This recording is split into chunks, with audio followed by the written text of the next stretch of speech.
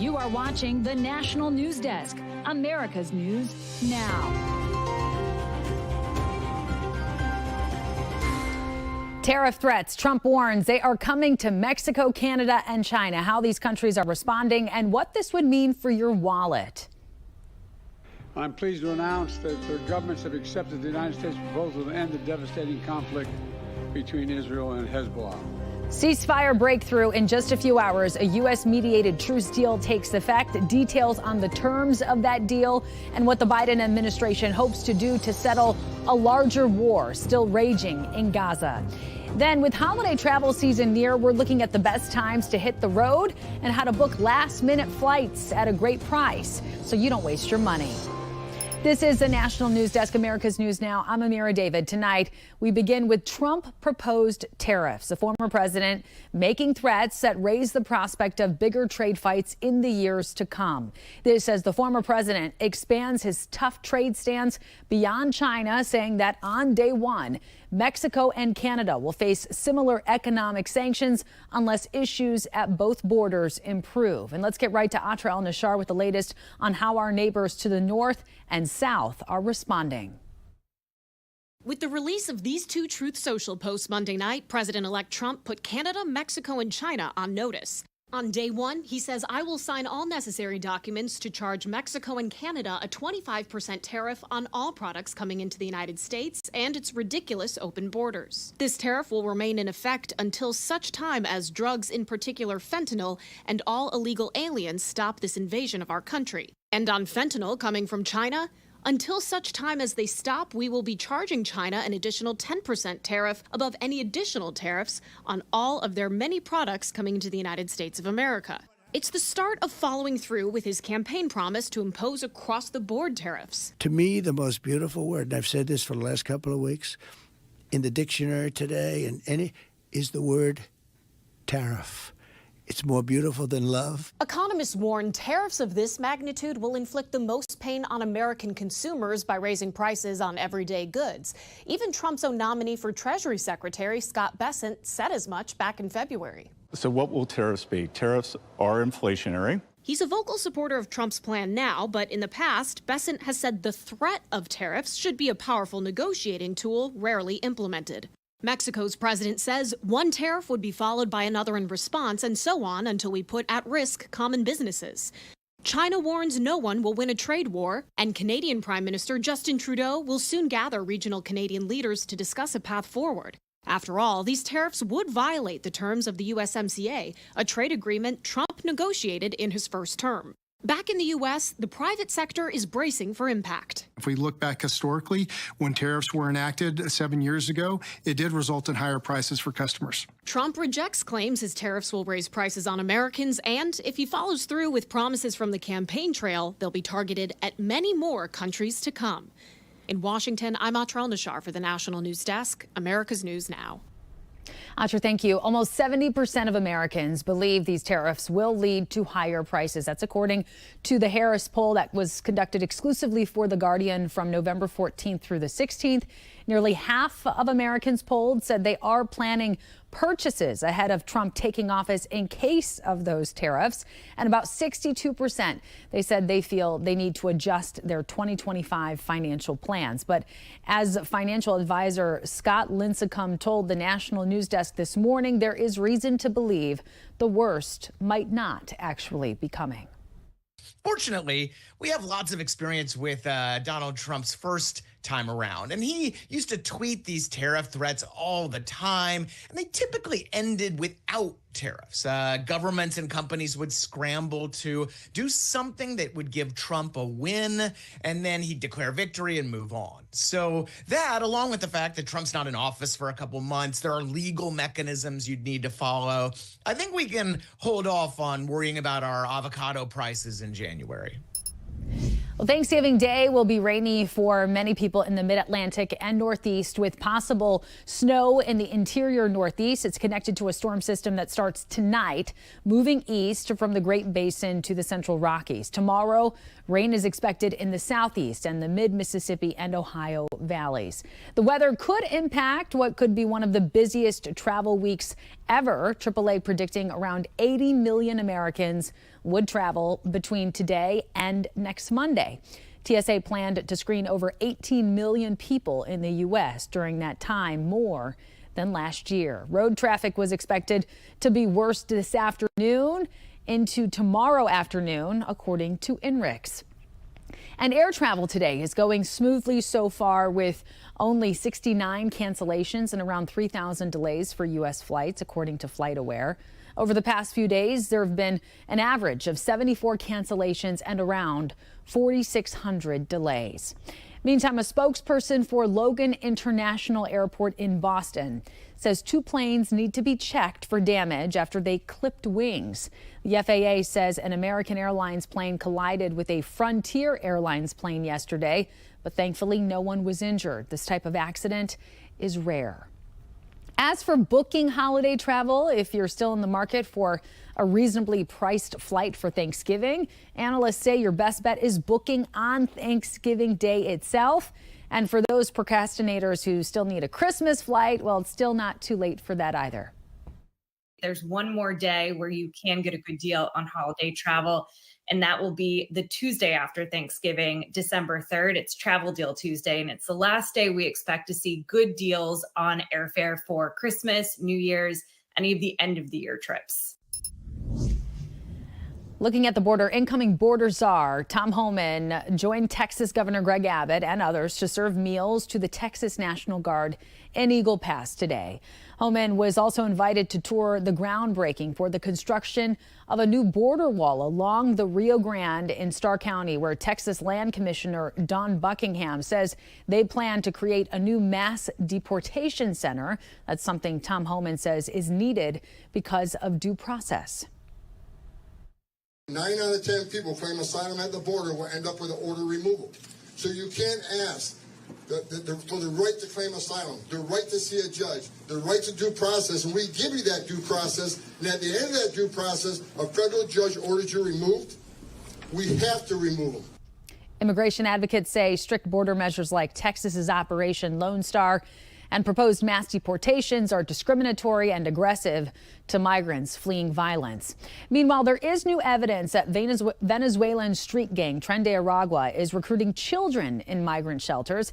Here's national correspondent Christy Frizzell with more on what the gang is doing while some of its members continue to walk free. Incoming border czar Tom Homan at the Texas border with Governor Greg Abbott, both gearing up for President-elect Donald Trump's mass deportation plan. The men and women of ICE, they're going to have a tough job ahead of them.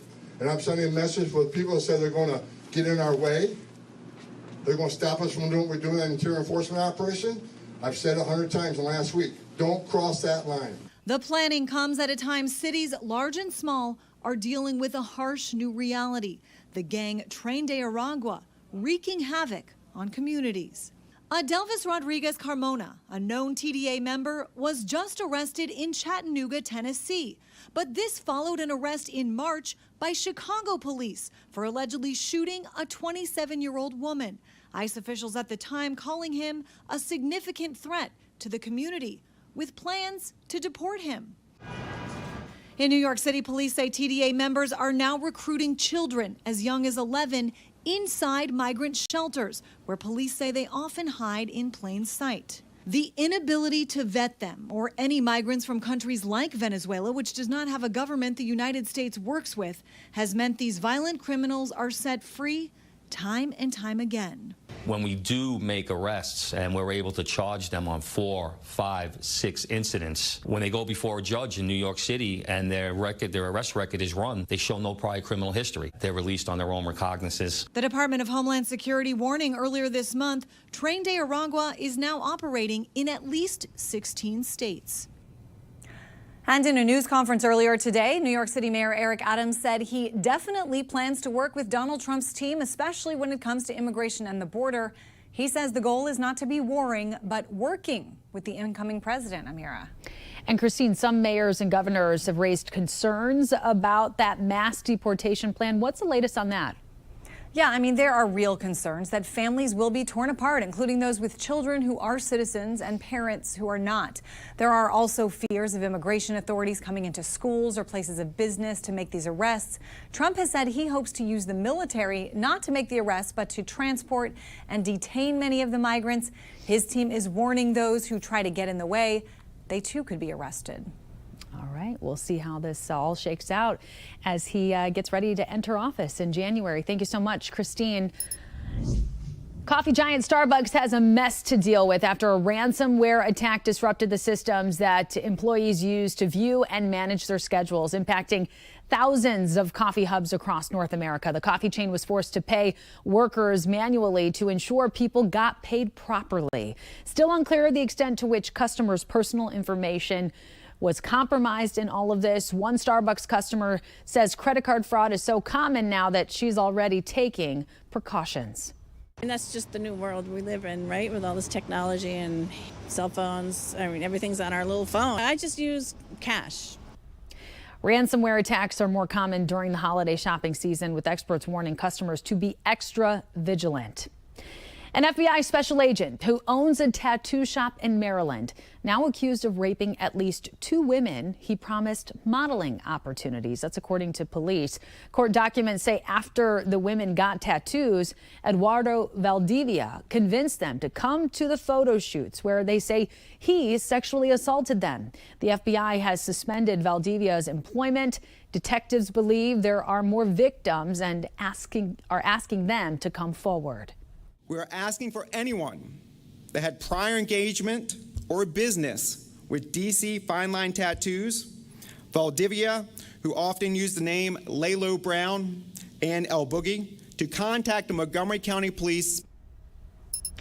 And a live look for you now over Seattle, where in about 2 hours, the public school board will vote on Superintendent Brent Jones' new plan to not close any schools in the upcoming school year. Yesterday, the superintendent sent a letter to parents, teachers, and school staffs indicating he changed his recommendation from initially closing 17 to 21 schools to just 4 to now keeping all of the schools open. He said that while the savings were significant, it was not worth dividing our community. Parents met with board members earlier this month to strongly oppose the plans to close or consolidate schools. Seattle Public Schools still faces about a $100 million budget deficit for the coming year. And a live look also for you over Oklahoma City, where an inter-party battle is brewing over allowing religious expression during a public meeting. Last week, a priest of goddess for the Temple of Satan gave an invocation at a city council meeting in Tulsa, and now the state attorney general is calling out the governor and state superintendent for allowing it, and says the next step could be that the temple gets its own religious, publicly funded school, which may be the goal for the group. In a statement, the temple says that as long as other religious groups are in schools, they will ensure that their members' children enjoy the same opportunities as those of other religious backgrounds. Governor Stitt says Satanism is not a real religion and therefore has no place in Oklahoma. Coming up, after months of fighting and weeks of negotiations, a major breakthrough that could de-escalate the war in the Middle East. And always on duty inside the story of one off-the-clock officer who became a hero this holiday season. Then the potential impact of Trump's mass deportation plan on the economy, especially in Texas, where many workers are immigrants. We'll be right back.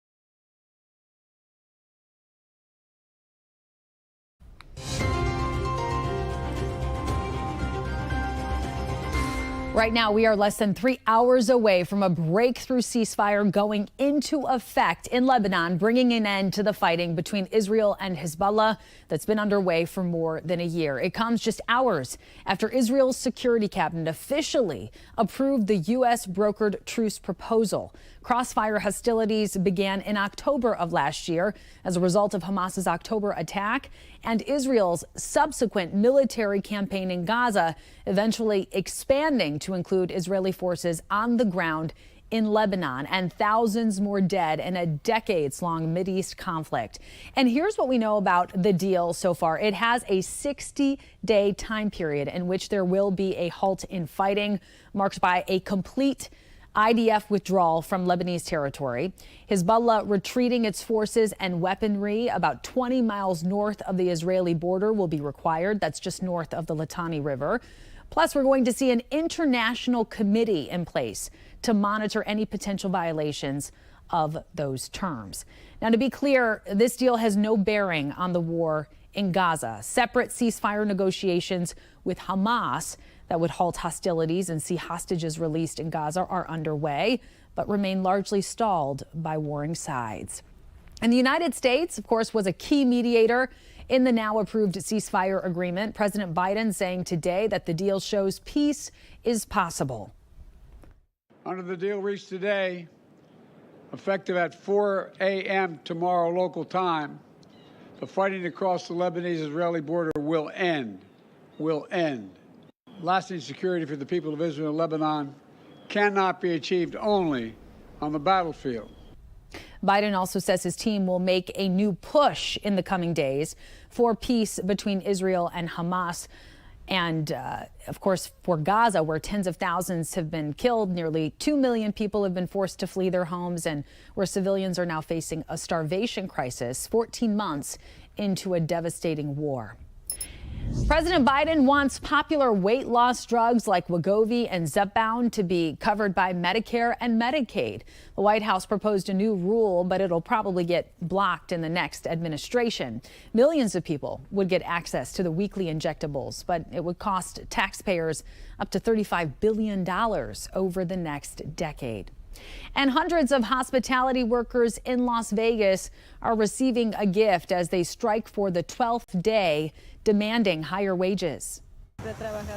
I have always loved being happy and grateful for the job I have there, until now that we are seeing that they don't appreciate us. Since the employees are not being paid during the strike, the union is giving them $500 a week. The union is also donating hundreds of bags of groceries to the employees and their families, including food to prepare for Thanksgiving.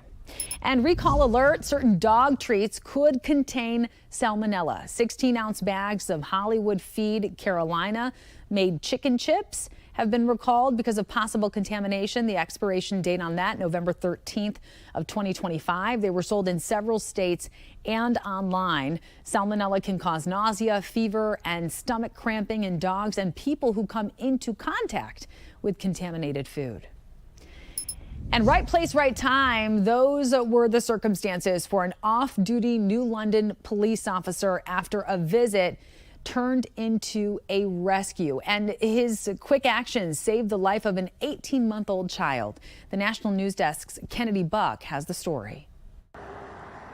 There's not much to see on Kingstown Road in Richmond, but trees and cars driving. But on November 14th, something caught New London police officer Tom Northup's eye. I pulled over immediately. I got out, I ran up, I asked her what was going on, and she said the baby's not breathing. Officer Northup says when he first arrived to the scene, he noticed a woman waving her hands frantically. And then he opened the back seat of the car. A baby was starting to turn blue. I gave her a rescue breath, got her out of the car seat, started to look her over, and realized she was having a seizure. It was a scene Officer Northup was not expecting. He was off duty and visiting the widow of a Richmond sergeant and was delivering firewood to help the family prepare for colder nights. It was the baby's nanny that stopped him and Northup's experience as an EMT that saved the little girl. I told her that she was having a seizure, and she said I have medication for that. So she gave me the medication. I was able to administer the medication, and then Probably about 30 to 45 seconds later, the baby started to come around, and I just kept her on my shoulder. Richmond police pulled up soon after, happy to see a tragedy was avoided. But to have an off-duty police officer happen to be in the right place at the right time when there was a crisis was divine intervention. It was amazing. And the fact that he was on his way to deliver firewood to donate to the wife of Sergeant Warren was like two great deeds in one day. It was a fever-induced seizure, but Officer Northup says the baby girl is doing just fine and back with her family. And we're so happy to hear that. Well, coming up, many of the country's Christmas trees come from North Carolina. How severe damage from Hurricane Helene could impact prices when we return.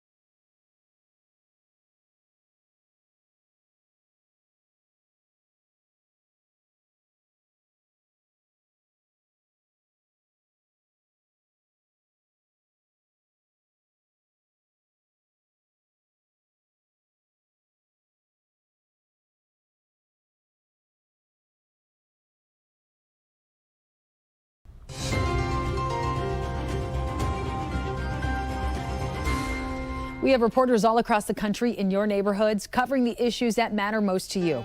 We're taking the pulse of America, and we begin in Texas with concerns about mass deportations. According to the Pew Research Center, the number of undocumented immigrants within the American workforce currently sits at almost 5%. In Texas, that number is even higher at 8%, translating to more than 1 million workers. Professor of Political Science at UTSA, John Taylor, says the issue of mass deportations is certainly controversial, with supporters arguing for stricter immigration policies. The federal government has identified, basically said 2/3 of those arrested on federal charges in our country are here illegally. But if a mass deportation like the one that President Trump has promised does occur, there could be lasting impacts on the Texas workforce. It would cripple the Texas economy. In fact, there are estimates that have been made about Texas being hit probably harder than most states. Back in September, Hurricane Helene tore through western North Carolina, where, according to the State Chamber of Commerce, more than 20% of the nation's Christmas trees are grown. Larry Cuthbertson is part owner of Mountain Boy Trees, and he says the trees themselves weren't damaged by Helene. The lucky thing about it, where trees were grown, we didn't have a lot of erosion and stuff because they held their own. The biggest problem we had with our trees was harvesting. Larry says this was because of all the damage to roads in Avery County, with collapsed bridges, downed trees, and power lines. Despite all this damage, the North Carolina Christmas Tree Association does not expect prices to go up. And Andrew Schmidt with Visit Greenville tells me lots like Larry's bring in more business to the city. For nearly a week, workers at Phoenician Garden Mediterranean Bar and Grill have had some extra hands helping run the place. Make that pause. He doesn't complain at all. He's a great sport. Whether it's folding napkins, supervising the menu.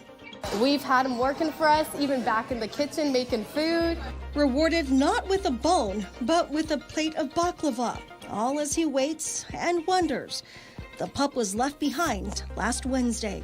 The restaurant's posts about the pup's adventures on Facebook have been shared hundreds of times, with people eager to see the cute little mini pup. He's golden brown. Reunited with its owner. And coming up, the unbelievable story of a last-second rescue right when a man was about to fall off a bridge. The stunning video right after this.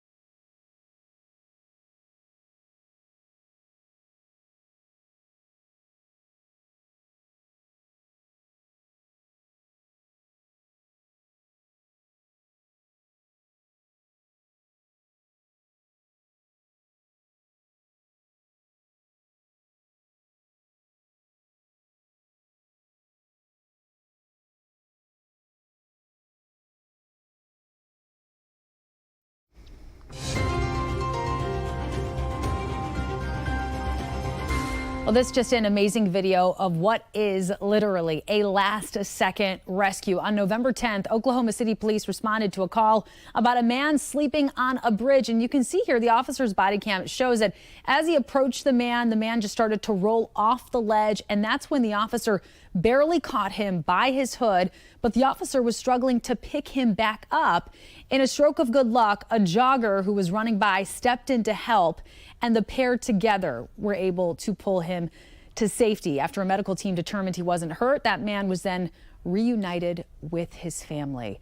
And we are, of course, thankful for those heroes this holiday season. We'll leave it on that happy note. That does it for this edition of the National News Desk.